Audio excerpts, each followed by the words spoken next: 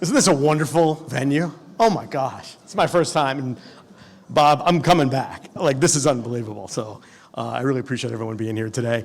My name is Paul Teller, privileged to be the Executive Director of Advancing American Freedom and the Advancing American Freedom Foundation, which actually is technically who's running the event here today. The first organization, Advancing American Freedom, that's our action team. And the foundation is our education team, if you will. Now, we're in one sense kind of one and the same, but obviously for IRS purposes, we love to keep these things separate. So today you're with the foundation, but welcome very much. We appreciate your presence at the Unleashing American Energy Summit on American Energy Solutions.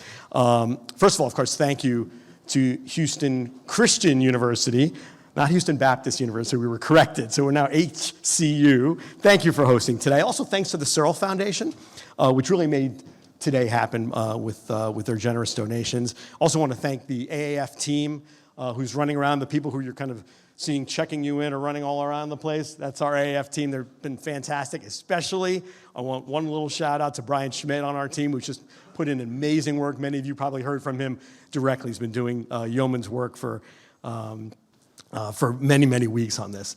We're going to bring up our featured speaker very shortly, former Vice President Mike Pence. But real quick, just want to give you a quick layout of the next few hours. We're going to have 5 panels.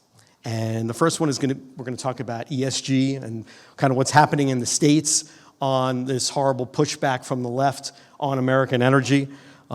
Second panel, we'll have a conservative climate future, where we'll hear from leading advocates and academics in the space about, how can conservatives talk about climate? What are our conservative solutions to climate? The third one will be our pro-American energy legislative agenda, where we're going to have members of Congress here talking about things that have been proposed legislatively, what we can do in the future when hopefully we take over both houses of Congress at the federal level and elsewhere. We'll also have a national security angle to that panel, where we'll talk about the influence of energy on the national security space.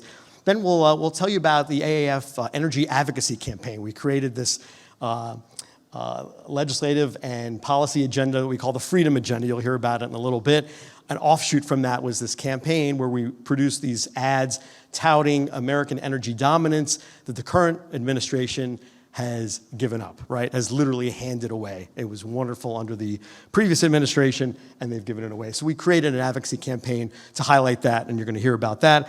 And then lastly, you're going to hear about the path forward for restoring American energy independence, because we do want to get back to that. We do want to not just have nice discussions with white tablecloths. We want to actually come up with solutions across policy arenas. And so we will make sure that you leave here today inspired, energized, informed, lots of connections to make throughout the room and with the folks who'll be on the panel.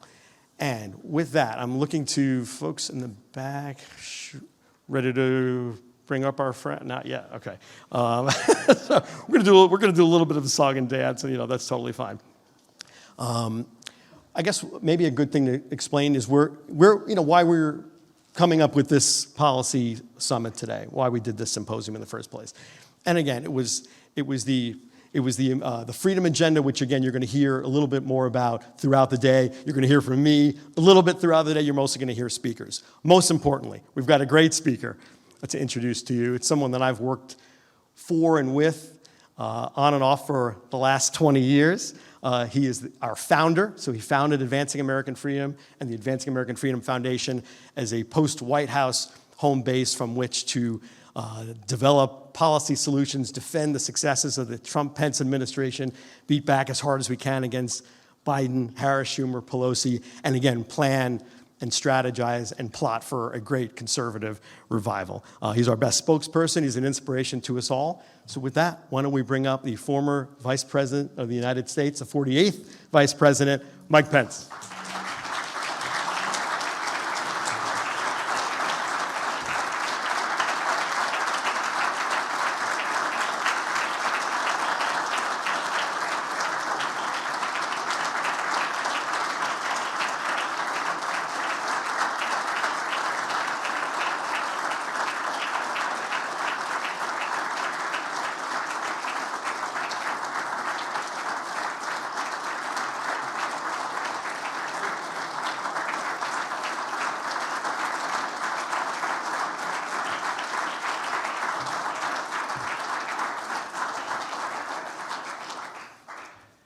Well, thank you all for that wonderfully warm welcome, and good afternoon. I'm ready to walk out. I can't improve on that. Join me in thanking Paul Teller for the great work he's done for the movement and for American freedom for so many years. I think you've got a tremendous program together today, and I'm excited to be a part of simply welcoming you and welcoming some of the dignitaries who are going to be with us this afternoon. And then I look forward to being a part of I think they're calling it a fireside chat, and have a chance to chat a little bit about wrapping up after you hear from some of the preeminent voices in American energy. But I want to say welcome. Welcome to Advancing American Freedom's Summit on American Energy Solutions, just 2 weeks away from when we turn America back to energy independence.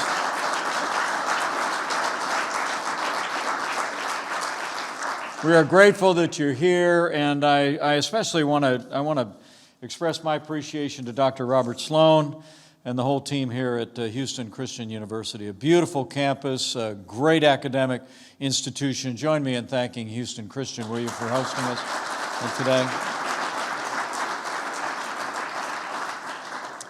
And I'm really grateful for the people that you're going to hear from today. Before we're done, you will hear from a former member of the Trump-Pence administration's cabinet, former Secretary of Energy Dan Brouillette, who I don't think is in the room, but will be joining us momentarily. Also, I spotted him on my way in, but one of the most exciting young conservative leaders who will soon be in a Republican majority in the United States House of Representatives. Join me in thanking Congressman Michael Cloud for being here today. Congressman, thank you. Good to see you, Michael. And I also want to thank Congressman Randy Weber, who is a great friend and also just one of the most respected leaders in the Congress of the United States. Texas has an enormous delegation, an enormous footprint, but Randy is someone who's recognized as a leader. I don't think Randy is in the room yet, but you could give him a round of applause and say thanks. And a guy for me that will always be synonymous with a commitment to principle, and was easily, I think, one of the most respected and liked members of the Congress of the United States. Sometimes it's hard to be both respected and liked, but former Congressman Pete Olson was certainly that. And I thank you for staying in the fight, Pete. Thank you for being with us today. Great to see you.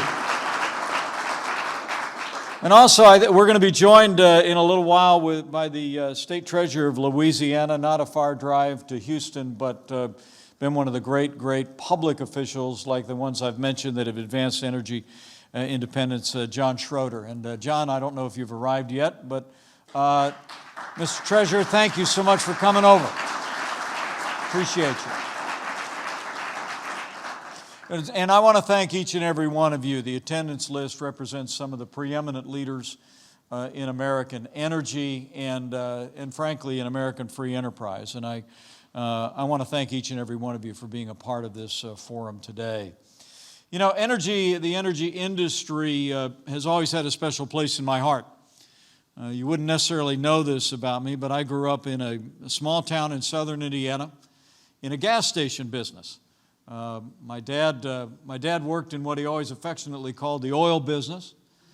He ran a jobber ship that distributed oil and gasoline products all across southern Indiana.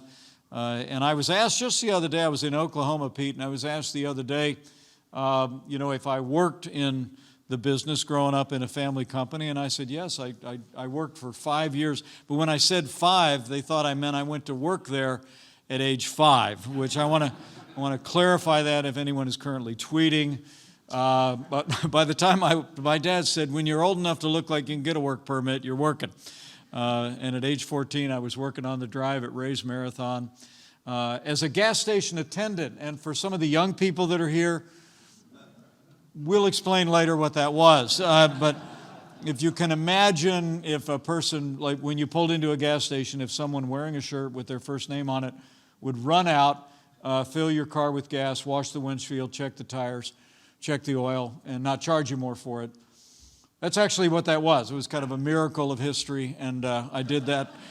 I did that for 5 years. Although, Michael, I will tell you, and I would say this also to our friend from Louisiana, everything I ever learned about public service, I learned on the drive at Ray's Marathon. It was hustle, do your job, listen to your customers, and I tried to carry that throughout my career in the Congress and as governor of Indiana. And let me just say what a great honor it was to serve as your vice president for the last 4 years. It was the greatest honor of my life. But you can actually imagine growing up in a gas station family, what a privilege it was for me to be vice president in the most pro-energy administration in American history, the Trump-Pence administration.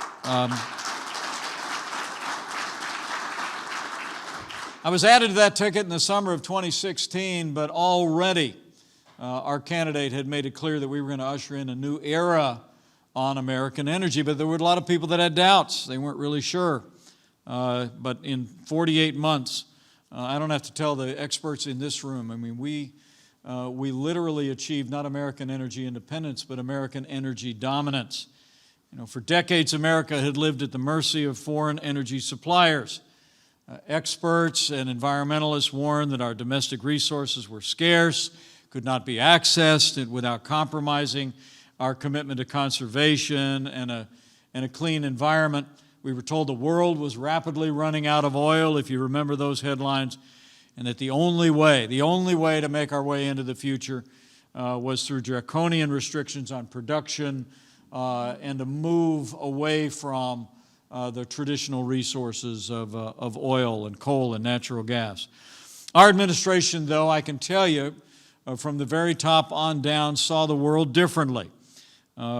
We recognized a very simple truth, and that is that the resources in the United States of America do not belong to government or special interests. They belong to the American people. We also knew the role that energy plays in driving American prosperity. We knew that if we unleashed American energy, which we trust will begin to happen anew in a very short period of time, we'd create millions of jobs, we unlock prosperity, and we would lessen America's dependence on foreign sources of energy. And so we did. From the very early days, we set a goal of American energy dominance. Our first action was to withdraw from the one-sided Paris Climate Accord. We canceled the previous amendment. You can applaud that if you like, Pete. Thank you. We canceled the previous administration's Clean Power Plan and replaced it with a new Affordable Clean Energy Rule. We approved the Keystone and Dakota Access pipelines, expedited New Burgos pipeline, and after years of struggle and multiple administrations, we opened up the Alaska National Wildlife Refuge to responsible energy development. You know, within a matter of months of unleashing American energy, it was amazing to see how the economy took off like a rocket. The U.S. became the #1 producer of oil and natural gas in the world. And think about that again. We became the #1 producer of oil and natural gas in the world. Net energy imports fell to their lowest level in 60 years. And for the first time in 70 years, the United States became a net exporter of energy. We achieved energy independence. Amazing. I have to tell you, during my years in the Congress, when we were battling a rearguard action after Nancy Pelosi took over in early 2007, we talked about American energy independence, and I thought in my mind that might be decades away. But the truth of the matter is, because of American innovation in the energy sector, the development of new technologies, the development of fracking and other resources, think about it. Just in a few short years, we achieved American energy independence. And we fueled economic growth. 7 million good-paying jobs. Household income soared to a new record. Unemployment plummeted to the lowest rate in 50 years, the lowest unemployment ever recorded for African Americans and Hispanic Americans, and 10 million people were moved from welfare to work, the largest poverty reduction in the history of the world. So, as we talk about energy this afternoon, we're really talking about American prosperity. And I know everyone here knows that. But given the extraordinary and influential voices that are in this room today, and people that will be looking on and following this summit online, and this rising generation, I hope we begin in the days ahead. In the first step that'll happen in 2 weeks, in 2 years from now, hopefully new management at the other end of Pennsylvania Avenue. When we surge back into American energy independence, we should not talk about what we're accomplishing in energy. We should be talking about what we are accomplishing in the American economy and American prosperity. Okay? So, we made incredible progress, but how times have changed. You know, my life has changed a lot since the last time we spent time together. I moved back to Indiana. I bought 5 acres and a pond. I got a riding mower. John Deere, 54-inch deck, 0-turn radius, 25 horsepower. Thank you. The good thing about no longer being vice president is you get to drive your own car. The bad part is you get to pay for your own gas. But you know, knocking around, the nice thing about being back in Indiana is I'm just Mike there. You know, when Karen and I are out of the Cracker Barrel or something, people come up. They never ask me what they should call me. It's just Mike, right? And I'm spending a whole lot of time traveling around the country, but I always end up home. And I have seen and heard firsthand from people at the gas station, people at the grocery store, what you're seeing and hearing from your family and friends. And that is the American people are hurting. That this self-inflicted energy crisis on America is costing American families in ways that don't often make it on the evening news. I was at a gas station not long ago and I talked to a young mother. She had 2 children in the back seat of the car. One was crawling around, one was in the baby seat. And I said to her, "How are these gasoline prices affecting you?" And she said, "Oh, you know, we're okay." She said, we have to go to the food bank twice a week here in town. I stopped and said, "You got to go to the food bank?"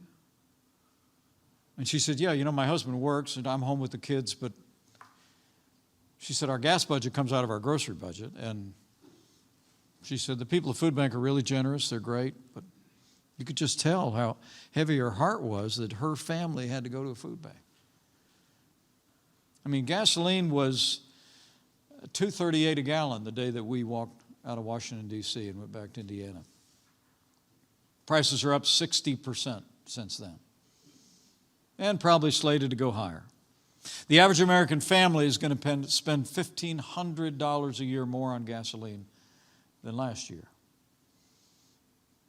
And energy costs, of course, are the #1 driver of inflation, which is at a 40-year high in this country. It's no real surprise, though. When Joe Biden was running for office, he said that he was going to, quote, "end fossil fuels." And if you remember back in 2008, Pete, when Barack Obama was a candidate for president, he was asked about his so-called Clean Power Plan. And he said, quote, "Under my plan, utility rates will necessarily skyrocket." I mean, when you see energy inflation that drives overall inflation, it's not an unintended consequence of the policies of this administration. It's working just as they designed it. I mean, there is a view among the American left today, the majorities in the House and the Senate, and in the Biden-Harris administration that say we are going to drive America involuntarily into alternative sources of energy simply by pricing American families and American businesses out of fossil fuels. It is a coercive strategy to advance the policies of the American left, irrespective of whether or not those new energy sources and new technologies exist, even conceptually exist. It is the plan. And they've been working that plan from day one.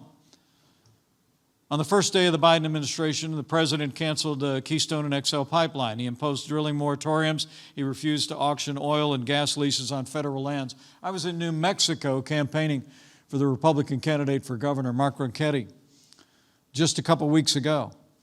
And I asked a couple of people in the energy industry in New Mexico, I said, talk to me about the last 2 years. Now, this is where the Permian Basin is, which Texas knows more than a little bit about. And I said, tell me how much energy development there's been in the Permian Basin and in New Mexico in the last, they said 500 acres. I said, how many wells is that? They said 2. I mean, energy reserves almost of an incalculable scope and imagination. They've been able to drill 2 new wells in New Mexico in the last 2 years. And in addition to all of that, they're now using the financial sector. The SEC is now trying to choke out financing to energy companies through advancing the ESG regulations. Prices are skyrocketing as a result of their policies, not as an unintended consequence. And the administration is increasingly taking desperate measures to try and deal with energy independence. It's amazing to think that Strategic Petroleum Reserve exists for national emergencies. The Biden administration has depleted our Strategic Petroleum Reserve in half. And instead of unleashing domestic producers, they've gone hand in hand to OPEC. You ever hear the phrase, when someone has you over a barrel? I'll tell you what, OPEC literally and figuratively has America over a barrel, and we've got to unleash American energy to put it to an end, okay?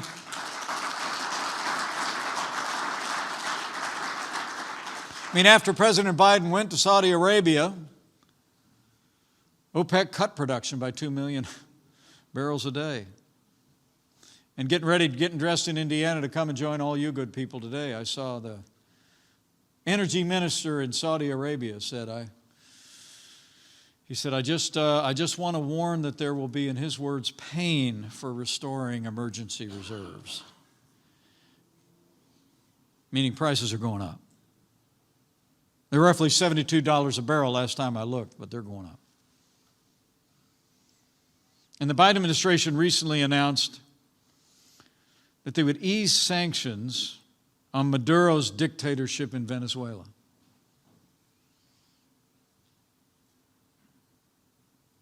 I mean, think about that for a moment. Our administration was the first government in the world to recognize Juan Guaido as the interim president of Venezuela. Nicolas Maduro is a murderous dictator who's killed innocent civilians, people standing up for their own freedom and for free and fair elections in Venezuela. We had more than 50 countries joined us in recognizing Juan Guaido. But if you saw the news in the last couple of days, now that the United States of America is beginning to negotiate with the Venezuelan government, beginning to talk about lessening sanctions, the New York Times reported that the opposition coalition is beginning to splinter. And Juan Guaido may not be appointed as the interim president come January when his term ends. It is unconscionable. Kowtowing to kings and dictators is not the American way. Independence is the American way, and we've got to restore American energy independence. And I believe help is on the way. I believe very soon we'll have majorities in the House and Senate. You know, I was there the last time. We had a Democrat in the White House. Harry Reid was the majority leader in the Senate. Nancy Pelosi was Speaker of the House. Remember, Pete? It was 2010. We went all over the country. We recruited fantastic candidates. We got behind men and women that were standing in the gap. In 2010, we elected 63 new Republicans to the House of Representatives. 2 years later, we won the Senate. 2 years later, we won the White House, and we're going to do it all again, starting in 13 days when we retire Nancy Pelosi once and for all. So buckle up. You know, there's an old saying, you can't beat a program without a program, and that's one of the reasons that I wanted to come to Houston today. As we've assembled some of the brightest and most capable minds, people out of the policy world, people out of the energy industry, people out of our administration, and elected officials, to talk about the ideas that we can advance in the near term and the long term to restore American energy independence. Think about what a peculiar statement that is. I mean, the dream of American energy independence was off and on the horizon. Now we need to talk about restoring American energy independence. But we know how to do it. And as Paul Teller said just moments ago, you can take a look at our freedom agenda that's on the desk, table in front of each and every one of you. We pulled together a lot of former cabinet officials. We outlined a series of policy ideas, but we've invited leaders to come here today to bring their ideas forward about how we can carry a message to the new Republican Congress. I truly do believe the first priority of the new Republican Congress should be restoring American energy independence and bringing real relief to American families at the pump and at the grocery store. Are you with me?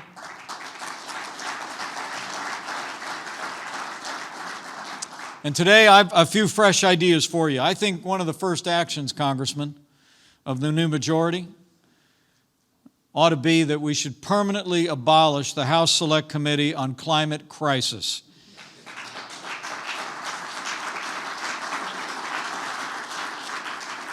Nancy Pelosi establishes a select committee for the sole purpose of fanning the flames of climate alarmism and shutting down American energy. I believe they ought to be shutting that committee down day one. Its existence is detrimental to the interests of the American people.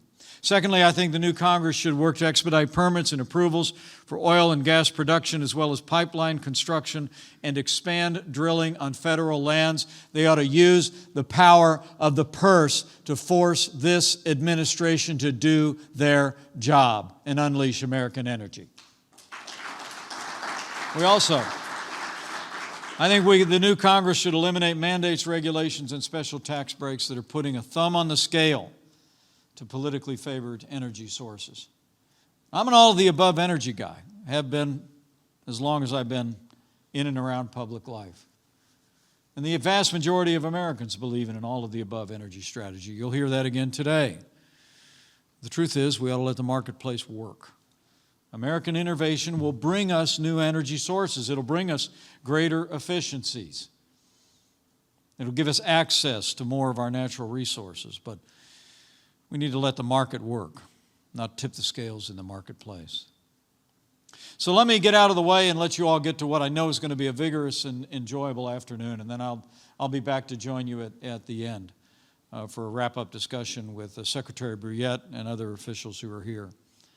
But let me leave you with a thought about this issue. I said earlier, when we get back on the track to American energy independence, we shouldn't just talk about energy. We should be talking about American prosperity. But I think it's even bigger than that.